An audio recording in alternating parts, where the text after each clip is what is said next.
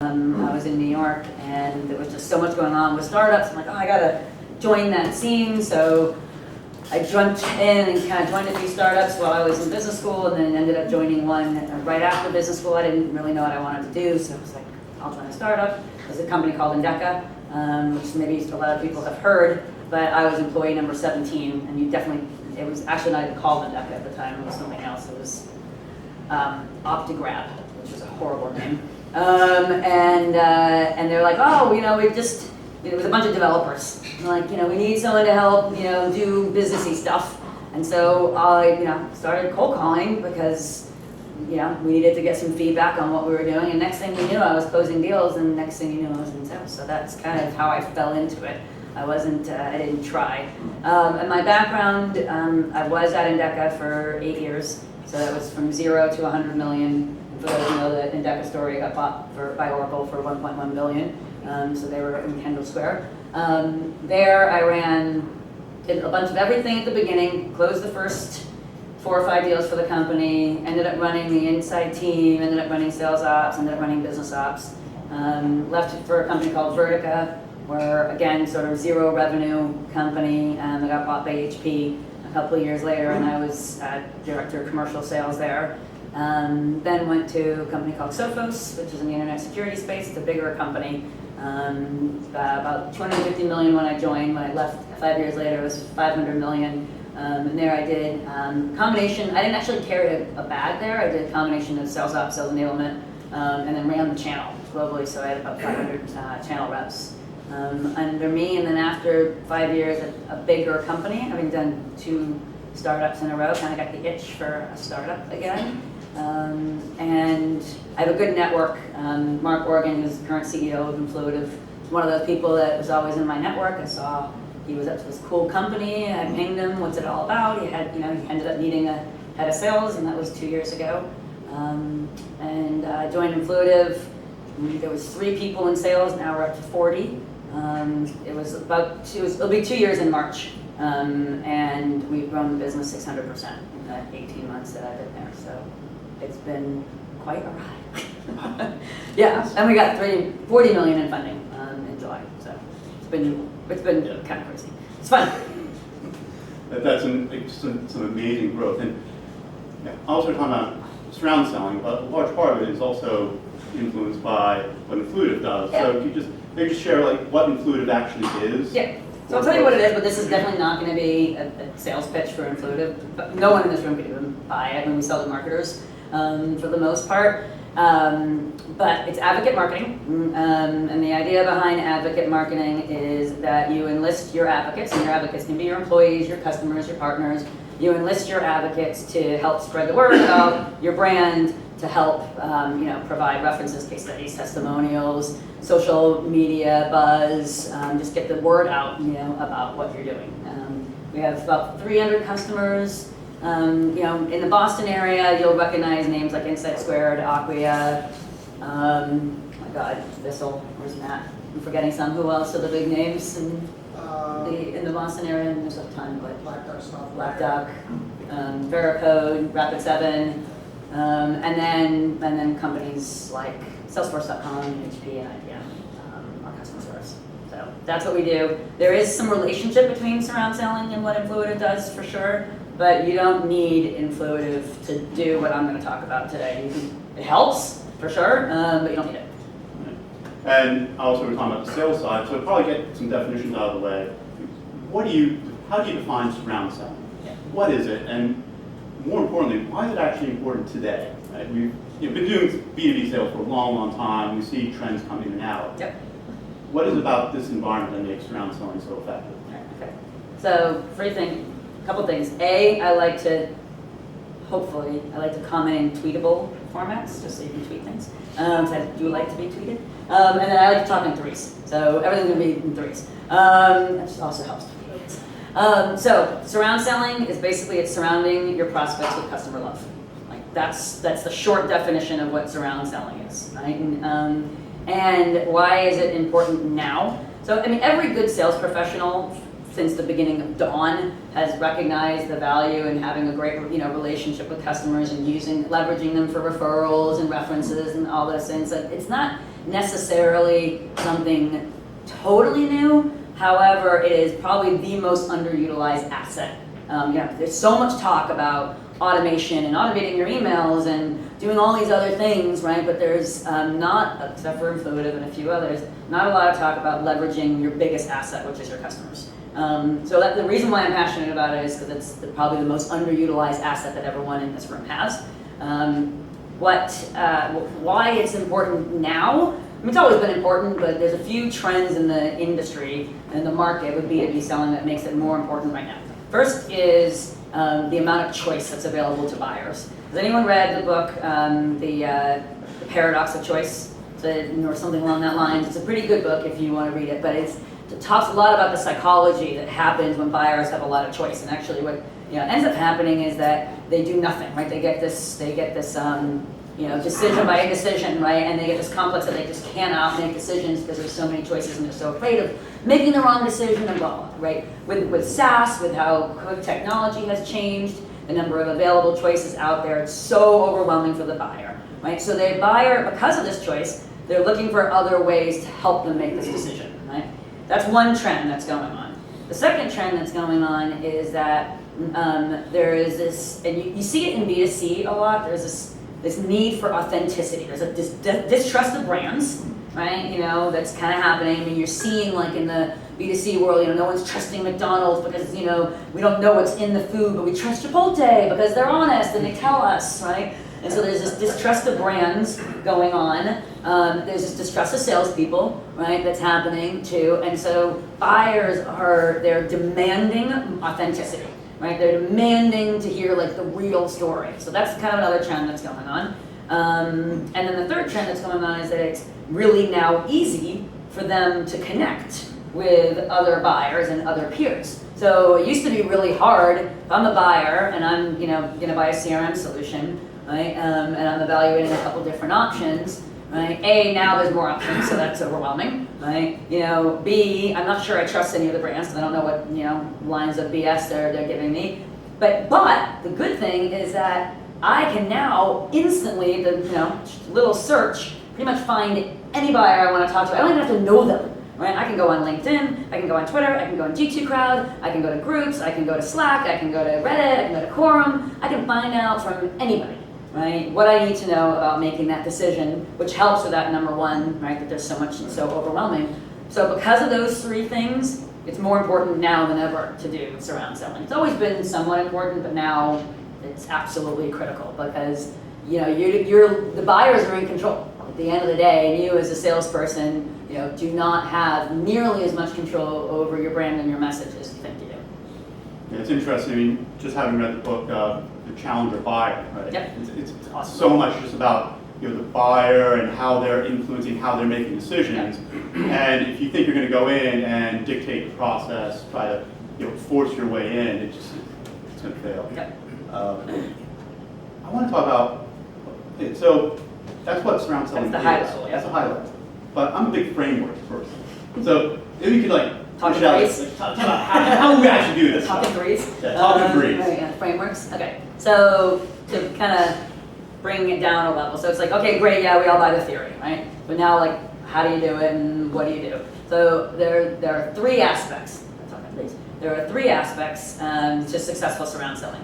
And I'll dive into each of them, but one is referrals. Right? I mean, it's just leveraging your customer base, right, to get referrals into prospects. Okay? And we'll talk, there's tactics around that. And everyone, we all know we should get referrals, and we all know the stats of, referrals, close faster, and, you're 87% more likely to get blah, blah, blah, all these stats that you can listen to. But very few people actually have a system to drive referrals, right? So we're going to talk about that. Second thing is we're going to talk about, second part of the framework is proactive references. And we've all been doing reference calls since the dawn of time, right? But I think reference calls are total bullshit, and I'll tell you why when we get into that. And so there's a totally new way of kind of handling the reference. Customers still want it, but the way we've been doing it is dead. And the third one is avoiding the reference call altogether with really good customer content, customer-generated content, but it's like soundbite generated content. I think case studies and big, long form things are also kind of dead. So those are the three, and we'll drill into these. So the system.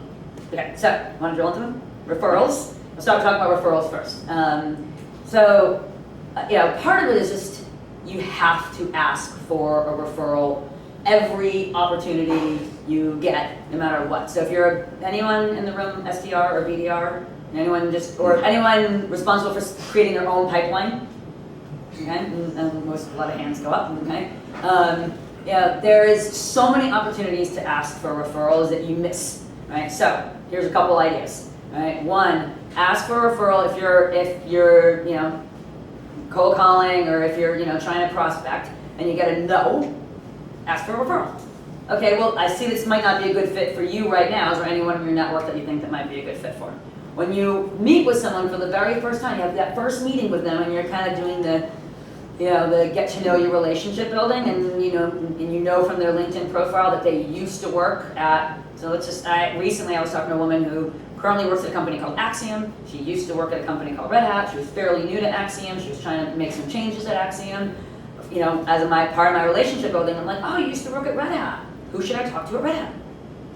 Right? Why not look at her history, right, and ask her at her old companies who I should talk to, right? So who I should talk to at Red Hat. So we should be asking for referrals from your champions in your prospects. You should be asking referrals when you get no's, right? You should be asking for referrals inside existing customers, especially enterprise customers. So for instance, one of the things that we've done really well is we got a small division of HP, or a small deal with one division of HP, and we leveraged that into 7 divisions of HP in less than 12 months, all by asking the first one to refer us to other business units, right? Just, hey, can you give us who else in other business units? We're trying to get to so-and-so. And you gotta make it really easy for people to do referrals, like really easy. So you gotta say, I wanna talk to that person, and here's what I know, right? And use LinkedIn, it's, probably the best way. I see you're connected to, right? Could you get me a referral to that person? Write the email for them. Like, could you see, please send this email? I mean, if the easier you make it, the more likely someone is gonna go ahead and do it. We've taken it kind of to the next level, right? Where if you go to emplotive.com/referrals, I think, this is something you probably couldn't do on your own. You could. It's easier with our software, but every single one of my reps, and there's a couple actually here, has their own referral page. And it has a little video. Oh, yeah, I've seen right? it. Yeah. And it's like, hi, I'm Matt, and here's what I'd love some referrals, and here's what I'm looking for, and they share that on social media, and it has a little form so they can fill it out. Right? We do contests around who can get the most referrals all the time. We tag it in Salesforce so it's crystal clear how much of our pipeline comes from referrals. About 30% of my pipeline comes from referrals, right? Because we're constantly asking everywhere. I just did one recently with investors. I sent all my investors a list of 50 must-get-in accounts that we've been struggling to get into. Right? I gave them the name of the person we want to get into. I gave them the account. I gave them any history about what we were, and I asked every single one of my investors to give us referrals, and they're pouring in like crazy right now. This was only just a couple days ago. Yeah. So it's just funny, constant. It's funny, because how many folks are in true startups, early on, your investors, people are putting money into your company. They want you to succeed. So hit them up with those requests. I mean, I think part of it, we just missed an entire sector of people who are really super well connected. Yep. Who can really help at least get you a conversation, get you an introduction. Yep. And I mean, anyone is good for a referral, right? And don't be afraid to ask. Actually, there was Dan is just a new rep that started with us recently, and he was laughing the other day because a customer at Iron Mountain, an existing customer, David Coates is his name. He sent me an email saying, hey, he had bumped into somebody at a prospect of ours, and he talked up Influitive.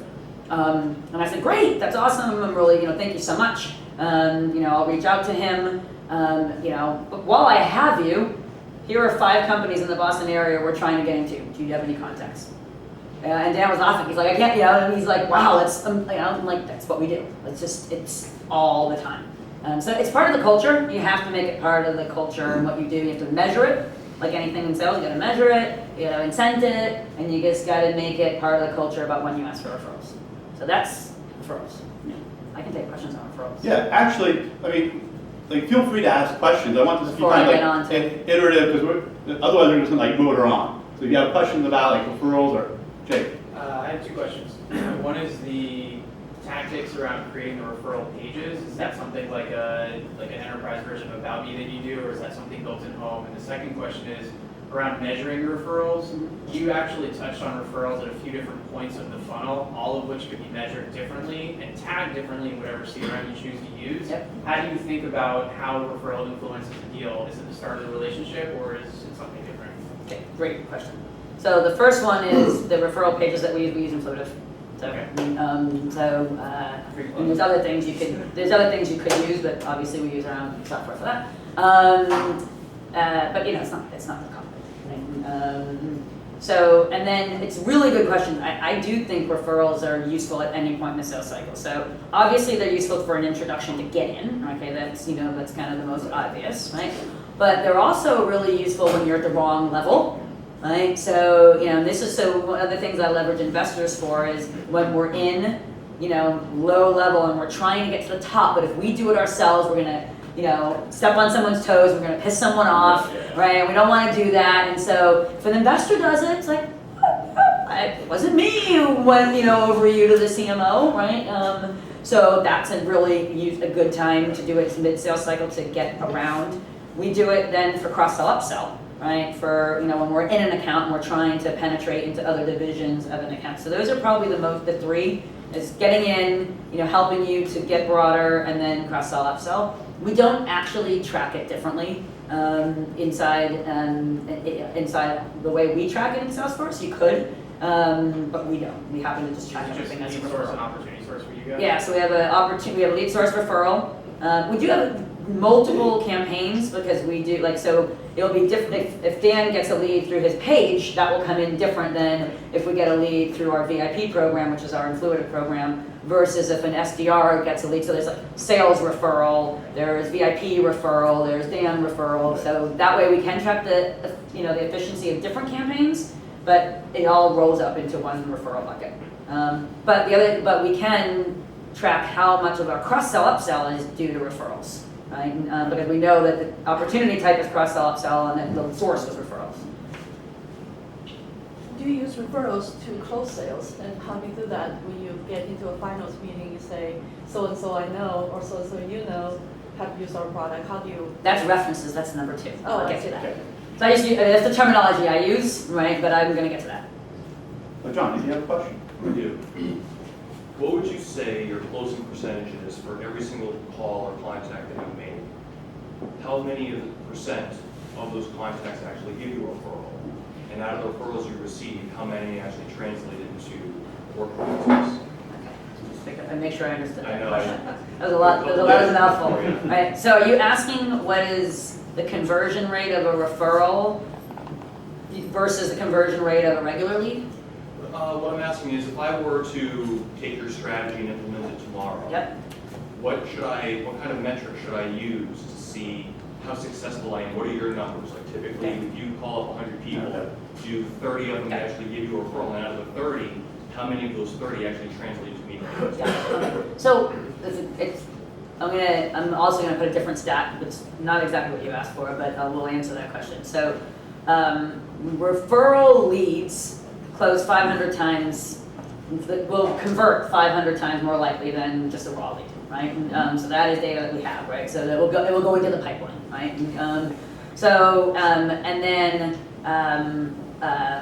And then it will close. I'm probably going to mess up some of the stats. It will convert to a pipe about 500 times faster, than it will close 5 times. I think more likely to close than a regular, right, or a regular opportunity. But what you're asking is a little bit different. What we don't do, and to make sure I make it really clear, we don't just go out and ask for referrals for the sake of asking for referrals. We ask for referrals in a more elegant way that's sort of in line with what we're already doing.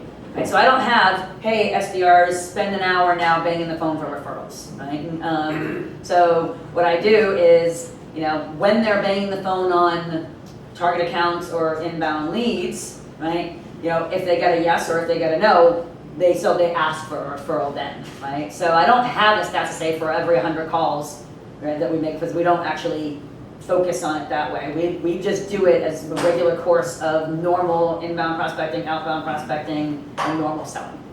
So it's hard for me to give you those specific steps. When you just, one thing to maybe touch on a little bit, when you ask for a referral, and I think language is like a big thing, right? When we do like cold emails, like language could be like the death knell of what you send out. Yeah. I mean, is there like certain language or certain like best practices that you come around, like how to ask for the referral? So and what we don't do is we don't like send out cold emails asking for referrals, and we don't pick up the phone and say, "Hi, I'm Emmanuelle, can you please give me a referral?" Right? I mean, referrals are earned. Okay, they're not. They're. This is.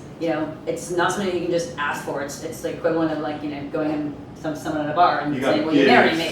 Right? Yeah, you gotta earn it. Which is why I say the kinds of times that we ask for referrals are when after we've had a conversation with somebody, right? It could be we've already developed a champion, and then we're going to ask for the referral, right? And so asking for the referral is the language we tend to use is things like, do you know anyone else? If you're doing generic, do you know anyone at Red Hat who I should be speaking to who you think can benefit from Influitive?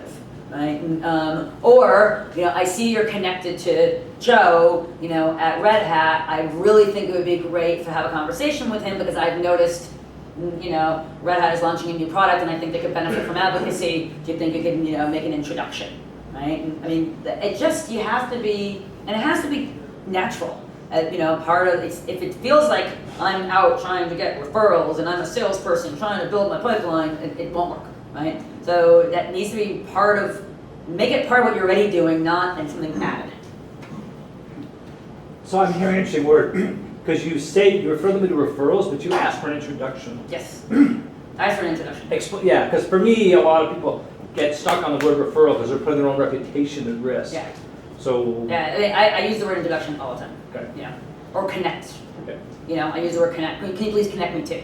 Can you please, give me an introduction to? I don't use the word referral outside of like how we track it and measure it, and internally. But I would never use that to. I would say, would you please refer me? Yeah. Good point about like the social capital that's kind of involved in some Yeah. of this. But yeah, so couch the language in something which is a little bit Make more. an introduction, make a connection. Soft. I'd love to meet this person, right? It's not can't be about, pipeline. One more question, then we'll move to number 2. Just a question, as far as the incentive to your internal employees, obviously contests and Yep. make work, do you incent your referral sources? The people actually Yep. hand you a referral and then it turns into a sale, do you incent that? Do you compensate them at that point, or do you compensate them in another way? So what I just talked about was like kind of tactical things the salespeople can do, right? If you want to take it to the next level, then partner with marketing and create a referral program, right? Where you are incenting, and that's what Influitive does. That's what our software does, right? So our whole software has an incentive system and thing baked into it. But you can partner with marketing and create a referral program, right? Where you're taking it really to the next level, right? Then you're automating it and you're measuring it and you have incentives and all those kinds of things. Now, I have a lot of philosophies on, because I sell this for a living, so I have a lot of philosophies on what B2B referral programs work and what don't work. There are definitely some things that just don't work in B2B that work fine in B2C but don't work in B2B. And referrals in B2B are much more about relationship and nurture. In B2C, it's fine. Like, give me your name and I'll give you 20% off. Doesn't work in B2B, right? That's why Influitive is not just a place where you stick in names and get gift cards, right? That doesn't work. But if anyone is interested in, forget about Influitive, I'm not trying to make a pitch here, but like if anyone's interested in learning more about best practices in how to really set up a referral program for your company, we do have some great literature on our website, but it's not about Influitive, it's just about referral programs. Let's get on to the second part. Okay. So references, this is to answer your question a little bit. So references are, we all do self-references, right? Anyone not do references as part of their sales process? Especially in enterprise, it's a big part of most enterprise sales processes, right? And here's how references generally go down, and this is why I think they all suck, right? It's like, you've now spent 3, 4, 5, 6 months, however long your sales cycle is, going through a huge evaluation. They've looked at your software, they understand the value proposition, they might have created a business case, they get all the decision makers and influencers involved, and they're basically ready to sign. They've even potentially negotiated the price, whatever, and they're like, I must do a reference now, right? And so then, and of course, right, you find the best possible customer that meets their criteria, that's gonna say really, really wonderful, happy things, and you connect them and have this love fest, which is pretty stupid, because at the end of the day, they're gonna buy. They've already decided they're gonna buy. It's some checkbox in their process, right? You're gonna send them somebody that's gonna say amazing things, right? And it's frankly a waste of everybody's time, right? Because it's just this thing that we feel compelled to do at the end of a process when everyone's already sold, right? So why bother? And it's really contrived, right? When I interview, as an example, when I'm interviewing salespeople, like I don't ask for references for the same reason. I was going to ask you about that. I do blind references. Like I will pour through my network and I will find connections that I have and I will pick up the phone and I will call them for the same exact reason, right? Because like I know it's just gonna be a love fest, right? So I don't want that. So how I think about references, because they are important, is doing them early. And I know it's counterintuitive to everything everyone's ever taught you, is like, save your references for when someone's totally qualified and, because you're gonna overuse people and blah, blah, blah. And I get that, it's real, right? But if you've nurtured your customers enough, then you should have a large enough pool to go around. But what we do is we do proactive references earlier in the sales process. They need to be qualified. They need to be a good fit customer. They need to have pain, those kinds of things, right? Earlier in the sales process, usually when we're actually blocked or stuck, right? So typical, you do your discovery call, you kind of figure out if there's pain, value proposition, you start getting into it, then they start having some objections and concerns, right? And maybe they're not totally sold yet and they're just not convinced. That's when you want to do the reference call, right then. Because the only person that's gonna really get them over that hump is your customer, is their peer, not you, right? So that is the best time to insert the reference call, right? And so you can do that 2 ways. You could do that, say, hey, listen, it seems like you have some concerns, right? About moving forward with us. Would it be helpful if I, aligned you with a reference, okay? So that's one way. The second one is to do it totally proactively, right? So what I mean by that is, and I'll give you a real example. Symantec was a customer of ours. They are a customer of ours. And what I did at Symantec was kind of mid-sales cycle, right? Is there was a specific scenario that was very similar to the way ADP used Influitive. So I called the contact at ADP and I said, would you mind writing a note? Here's the guy's name at Symantec. Would you mind writing a note to Symantec and introducing yourself and telling my prospect at Symantec that you've used Influitive and that you'd be happy to answer his questions if he has them. I didn't tell him this was going to happen. Right? He didn't know. So he comes into work. He's thinking about Influitive, but he's not sure. He has this big concern. Comes into work, sees an email from ADP that says, "Hey, I understand you're evaluating Influitive. If you ever have any questions, we recently bought it and are really happy. Feel free to reach out to me." Like that's an awesome connection, right? That's what I mean by a proactive referral. So that's magic. Yes, That's it's totally magic. Well, it's true, because when someone proactively receives that and they're like, holy shit, I need to buy this, right? If someone's that happy and willing to do it.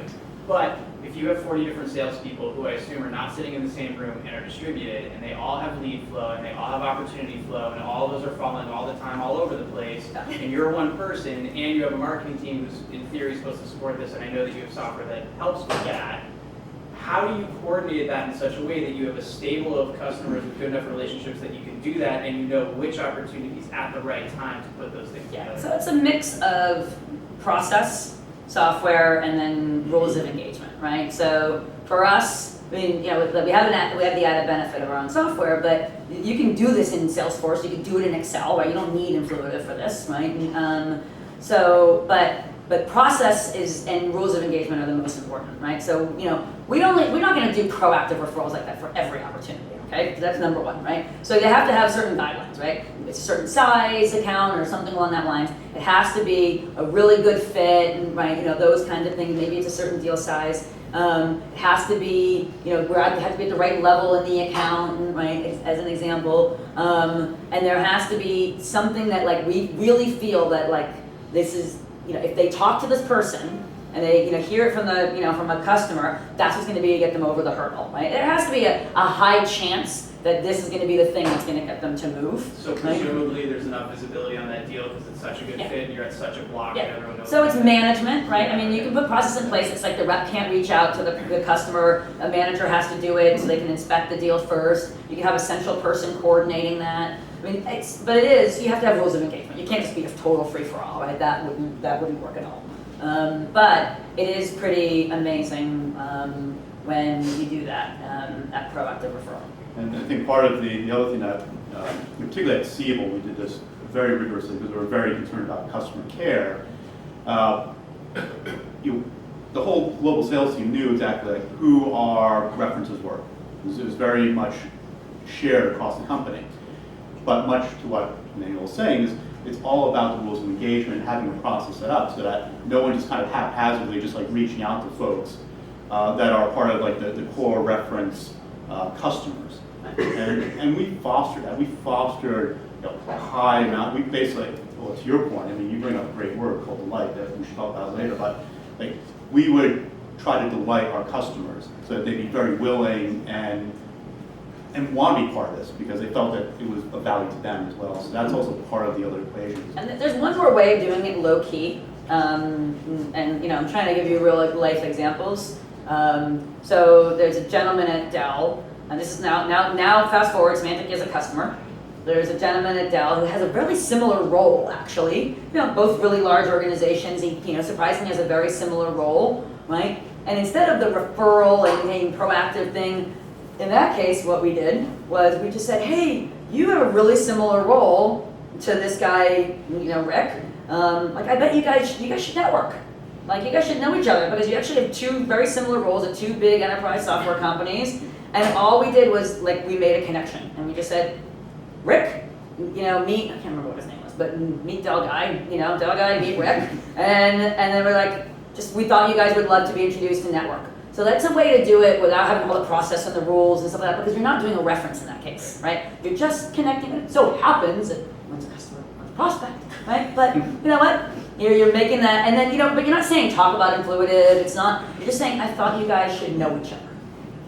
Now, it sounds sly, but I mean, it actually works really, really well. Really well. Because people want to build up that professional connection, but people are get busy. You don't do that as much, so connecting people that are peers, they love that. I mean, if a rep, someone who wanted to sell me something, right, just was like, oh, I met this, unbelievable, VP of sales at a similar high growth startup, and kind of going through the same challenges that you're going through with scale. I thought you guys should connect, and that happened to be a customer. Like, I wouldn't even really think about it as they're trying to sell me something. I'd be like, oh, that's pretty cool. They made an introduction for me. Right? And that also builds the credibility of the sales rep that, that they're doing something beyond, even though potentially there's an ulterior motive. Laura, you got a question? Great tip. I imagine you probably have some super referrers, maybe a handful of people that know everybody. Super referrals. And I just wondered, because I think that's important, how do you nurture those relationships so that you don't just call when you need something? Yeah, that's not the third part, but it's a really good question, right? So we have a couple who are like one woman in particular who I think she represents like 10% of my pipeline, which is just one person. It's kind of incredible, right? And nurturing those Uber referral people, they're super important. So I think it's important to track it, right? First of all, you can't, if you don't track it, then you don't really know, potentially who is giving you a lot of referrals. So you have to track it. Just use Salesforce track it. You don't need anything fancy. Go ahead. You comment like testimonials. You gave an example of a testimonial. When you said, "Could you write to my friend and maybe outline something?" Yeah. is now what's, you use the word reference a lot and referrals, but now I know, testimonials are different, but that's, could you, like, what, if I asked you to comment on testimonials, what does that mean? Sure, yeah. Because I see it on websites. I'll definitely talk about that. Let me finish addressing Lori's question, and then we'll talk, that is number 3, so it's a good lead-in, actually, to number 3. So the things that we do to nurture, our Uber advocates, right? I mean, part of it is using our software. I don't want to keep saying that, but it's just true, right? But, it is just, it's keeping them informed, right? One of the biggest things is if someone gives you a referral, right? When we did a bunch of research that said, like, why don't people refer? And here's what we heard. Number 1, no one asked me. So it's like, I'd love to refer you, but no one asked me, right? So we just talked a lot about asking, so now you all know to ask. Number 2, right, they didn't make it easy, and I talked about that already, make it easy, right? Make it easy, just. Number 3, they didn't thank me. So, like, take the time. This is the nurture thing. Take the time, even if it's you just sending an email. Hey, I really appreciate that referral. And the 4th thing, which is really important, is it was a black box. So part of nurturing them is tell them what happened. I really appreciate you giving me that referral. I had a conversation with Joe. It's not the right time for him right now, but I'm going to keep in touch with him. Or, thank you for giving me that referral. I had a conversation with Joe. It looks like, he's going to actively evaluate. I really appreciate it. I'll keep you in the loop. And then 3 months later, when that person buys, oh my God, guess what? They bought. Thank you so much. And send them a bottle of wine. Right? So keep them in the loop. And you really can't do that well unless you track it, right? So it kind of comes back to creating a system. I don't care what you use, Salesforce, whatever, CRMs, Excel. Create a system, track it so that you can thank them, and then you can keep them in the loop. Because they want to know. Remember, it's their network. They're giving you names of people in their network, right? It's really rude to never get back to them and tell them what happened. So that's how I would recommend nurturing them. I'll take maybe one more question. Hi, I'm Sal. The question is, my company sells to one niche category, which is airlines. How do you feel about referrals, which may seem as referring between 2 companies, which may be competing companies with each other? So sometimes it becomes... Yeah, airline in particular is... Yeah, and that one's super hard. But I don't honestly have like a good, if they really feel like that if one airline really feels like using your software gives them a competitive advantage over the other one, that's going to be super hard for you to get them to refer. So the only thing you could probably do is look at past employment, right? I think I can get them to refer, but I'm not worried about how it will be received in the other company which I'm selling to. That company. We're going to get this new technology that gives us some new advantage. Yeah, but aren't they feeling like that anyways, knowing that they're 2nd or 3rd? So it doesn't really matter? I mean, they're probably feeling that anyways, right? So I don't think it necessarily matters where the lead came from. They're probably feeling like they weren't the first one in anyways. So, real quick, and then let's get to testimonials. Yeah, so it's related to that. Do you give references to your prospects and say, if you want, you might check with this, and that company? Oh yeah, that's a great example. That's another way of doing it. Make sure you always have a logo slide of your happy customers. Don't have a logo slide of all your customers, just your happy ones. Right? And one way of doing the proactive referral is instead of being like, oh, I'll connect you with Joe at 2 o'clock on Thursday, be like, here are happy customers. If you know anyone in any of these accounts, go nuts. Right? So that way you're showing we have tons of happy customers, and I'm not afraid for you to call any of these people. Leverage your own network. Here, go crazy. Call any of these people you want. Yeah. So that's another way of doing Yeah, it. like a really short story. At Siebel, we had big, huge logo slides for each one of our vertical industries, and I was in banking. And it wasn't my deal, it was a buddy of mine in New York, but one of the accounts that was on that slide was in red, and for us, like, red is like super critical, like really pissed off, there's something massively wrong. Like, do not call. Do not call. Well, they were pitching, and apparently the managing director saw, he had the slide deck. So he started actually calling around, doing exactly what you were saying, like doing blind calls. And he called that bank. Yeah. And the whole thing almost blew up. Yeah. Because that was an ugly, ugly call as you could possibly Yeah. imagine. So definitely make sure your customers are happy before you actually tell others Yeah, I mean, you gotta realize that people are gonna use their own networks and do their own references without you, right? They're gonna double check and they're gonna, and so don't show a logo slide and then, the worst thing you can do is show a logo slide and someone's like, oh, I know someone at that company, I'm gonna call them, and you're inside, you're like, oh, shit. And you're scrambling, you're like, oh my God, that's, so make sure you're showing logos that, that you're comfortable with someone actually doing that because they're just going to anyways. So let's talk about the third one, which is avoiding the reference call altogether with really good content, right? So everyone, testimonials and case studies have existed forever. So a case study is a, multi-page, dissertation on what they think of your company. A testimony may be just a quote, right? There's also all these new review sites for software. So there's, G2 Crowd and App Exchange has been around for a little while, and there's a whole bunch of other ones. GetApp and a few other ones. And then, of course, there's also Quorum and things that people are posting, right? Hey, I'm evaluating these 3, solutions. What do you guys think out there, right? So there's lots of content that's being already generated, whether you like it or not, right? Because there's just people out there talking about solutions. But you can control it a little bit. And what I would recommend that you do is that you think about this. This goes back to the book. If you read if anyone likes the Challenger sale, read the Challenger Buyer, right? It's a pretty good book. But what I recommend is think about the biggest objections that you get in your sales process, or the biggest blockers that you get in your sales process, right? And ask your customers, right? Enlist marketing or someone's help, right? A coordinator.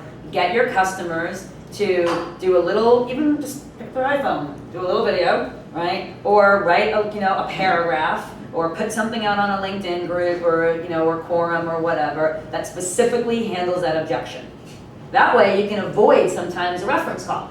Because it's like, hey, we really love your software, but we're concerned about, its scalability, right? Can I talk to a reference, to help me understand its scalability? And you're like, I'm happy to, but actually here are 3 people who did little videos or little quotes or little paragraphs talking specifically about scalability.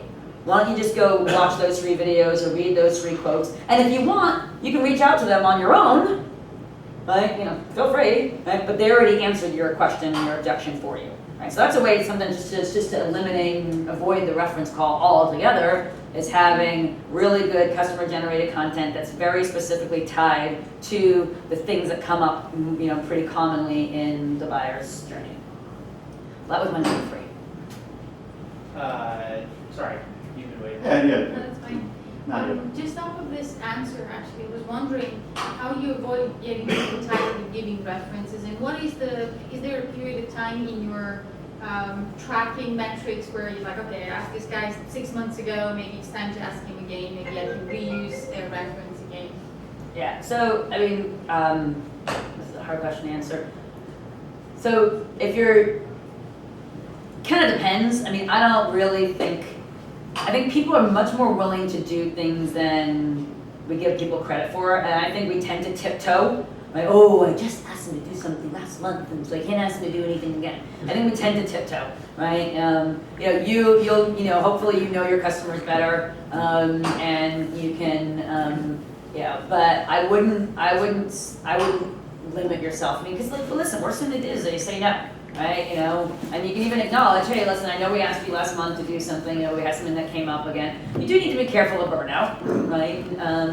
Right, and try to avoid it as much as possible. But your goal needs to be to get as many people as possible who are willing to do this, right? And again, you may need to enlist marketing, or a sales ops or sales enablement or something to help out, right? It can't necessarily be on the back of one sales guy, right? So you may need to enlist somebody to help. But your goal is to get a really wide variety of people, and if your company is willing to really think about doing a program, right? Then you don't have to worry about overuse and all that kind of stuff, because it's a program, and a program will have incentives and value and reasons for them to want to participate, right? Versus it just being constantly an ask, right? But again, doing a program, that's the next step of an evolution, and that's where software like Fluitive comes in, right? But not everyone has the resources or the bandwidth to do a program. So my advice is, if you can't go out and do a whole program around it, Just, be sensitive to it, but don't tiptoe around it. Usually people are willing to do it, especially if they feel like they have a good relationship with your brand. Okay.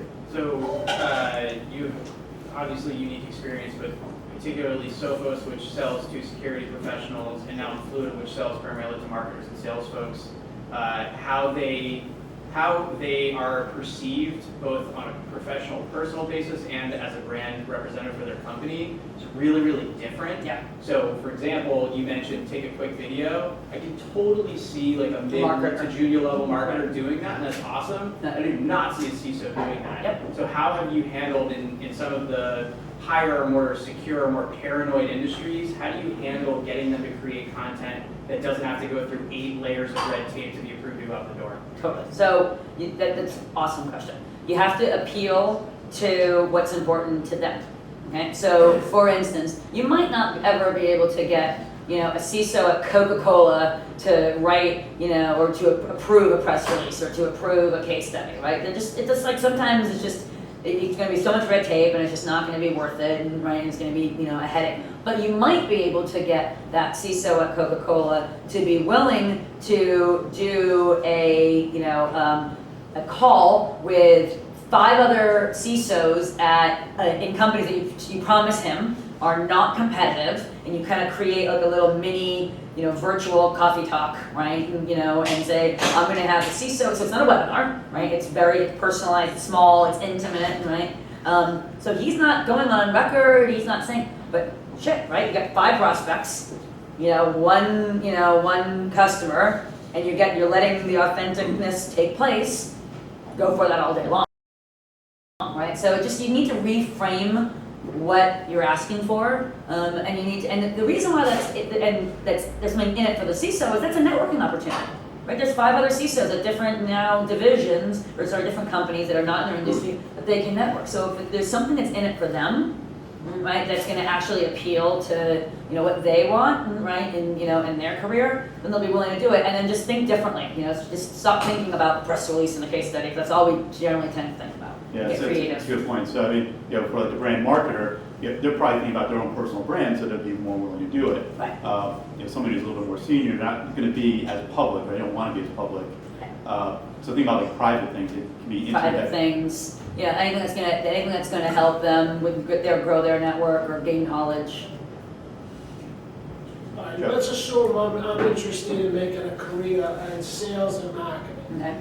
All right, so now I want to do it. I'm sold on your demo and your president. I'm like, I want to get into your business.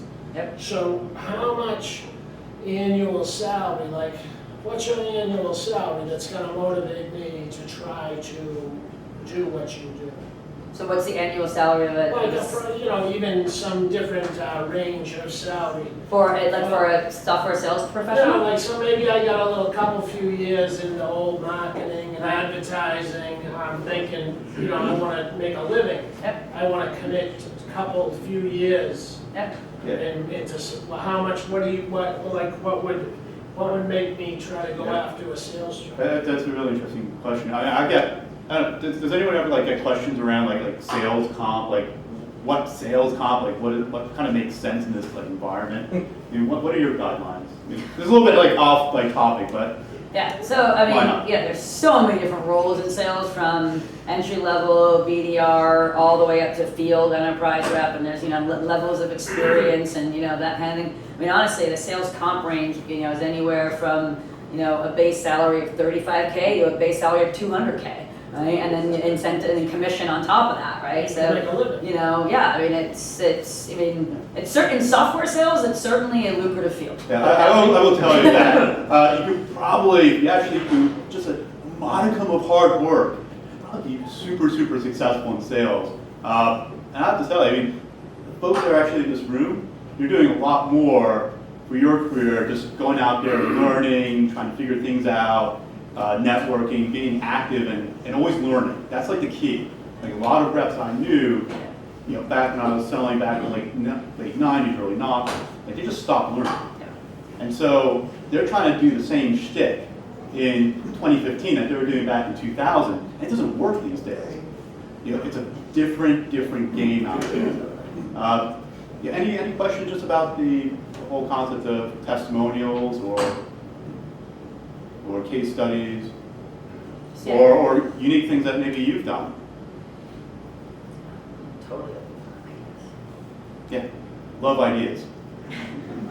You know, executive breakfast or birds of a feather, Yeah, I think you were kind of onto that. Yep. But that's always been effective without any pre-agenda. yeah, totally. And, you know, you. And there's something in it for Bird on a everybody. walk, you know, whatever the expression is, but listening to what's going on is phenomenal. And there's something in it for everybody there, right? Because you're just, all you're doing is, you know, hey, talk amongst yourselves, network, and you're just facilitating that.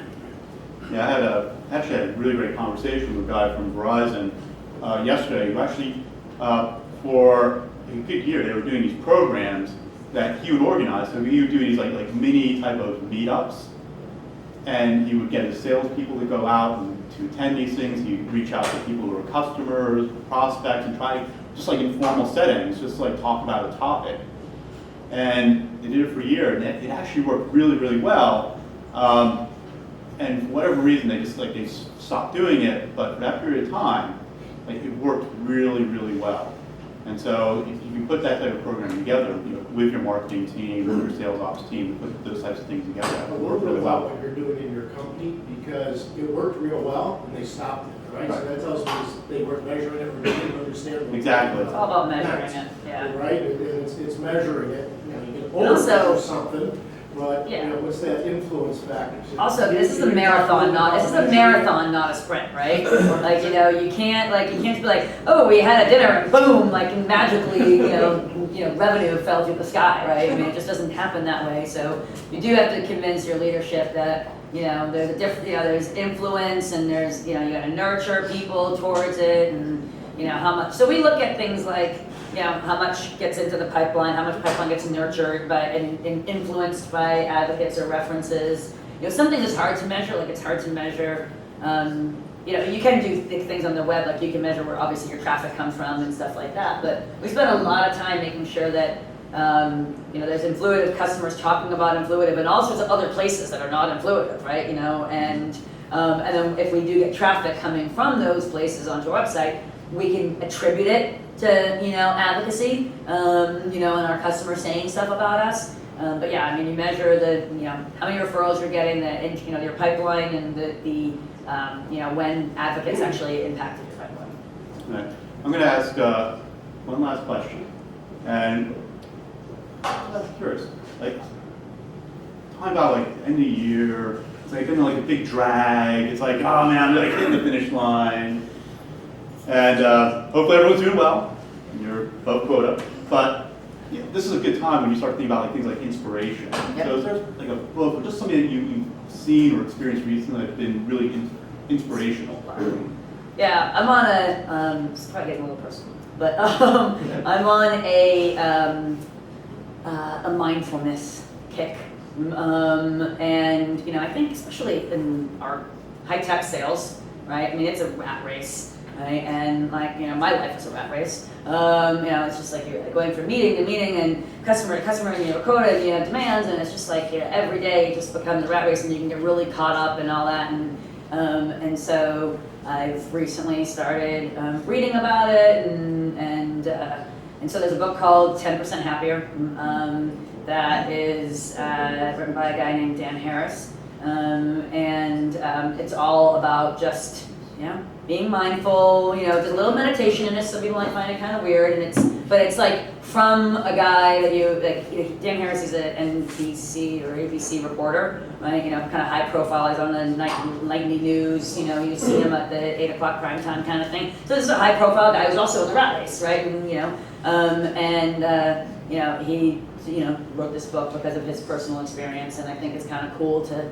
take a step back and really think, you know, think about the things that are really important. He lost it, that's what Huh? told him to do that. He lost it on TV. Yeah, he had a breakdown, he had a meltdown on MTV, which kind of prompted him to think more about mindfulness and meditate and, you know, things like that a little bit. Turned out I went to high school with him. One of my best friends dated him, so there's a personal relationship that, you know, that I have with Dan too. But his book is very interesting. If you're finding yourself in the rat race, you may not ever use any of it, but it's interesting to think about. There's another book called The Slight Edge. Okay. It's a very similar type of book, but Okay. it's a little bit more kind of business focused. Okay. So but you can use it for the same purposes, Yeah. even in. That's personal. called The Slight Edge. It's called The Do you know Slight the Edge. author? I want to say it's Jeff Olson, but don't quote me on that. But he talks about it. It's really cool. I actually had my 13-year-old daughter read it. Ah.